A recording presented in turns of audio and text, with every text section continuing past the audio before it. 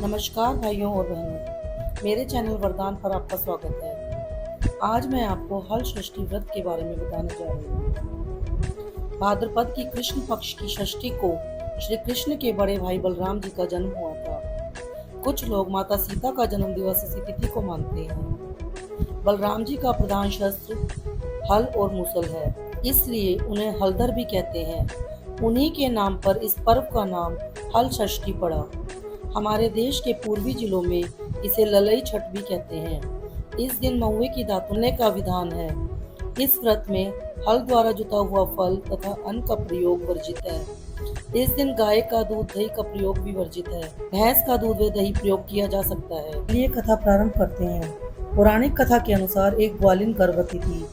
उसको जल्द ही बच्चा होने वाला था। एक तरफ तो वह अपनी प्रसव संबंधित समस्याओं से जूझ रही थी और दूसरी तरफ उसका मन दूध और दही बेचने में लगा हुआ था। सब पीड़ा होते हुए भी वह दूध और दही को बेचने चली गई ताकि वह खराब ना हो जाए। कुछ दूर चलने के बाद उसकी प्रसव पीड़ा बढ़ने लगी और उसने झरबेरी के ओट में एक बच्चे को जन्म दिया। उस दिन हल षष्ठी थी। कुछ देर आराम करने के बाद वह बच्चे को वहीं छोड़कर दूध दही बेचने चली गई। उसने गाय भैंस के मिश्रित दूध को भैंस का दूध बताकर गांव वालों को धोखा दिया। इससे व्रत रखने वालों का व्रत टूट गया। जिस झरबेरी के नीचे ग्वालिन ने अपने बच्चे को छोड़ा था, उसी के पास के खेत में एक किसान हल जोत रहा था। अचानक किसान के बैल भड़क गए, जिससे हल का फल बच्चे के शरीर में घुस गया, जिससे बच्चे की मृत्यु हो गई। इस घटना से किसान को बहुत ही दुख हुआ।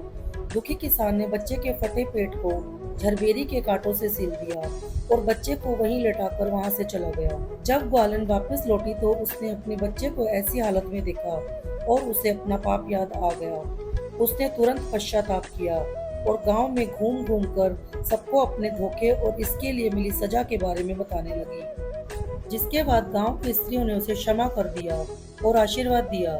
गांव की स्त्रियों के आशीर्वाद लेकर जब वह फिर से झरबेरी के नीचे पहुंची तो वह आश्चर्यचकित रह गई, क्योंकि वहां उसका पुत्र जीवित था।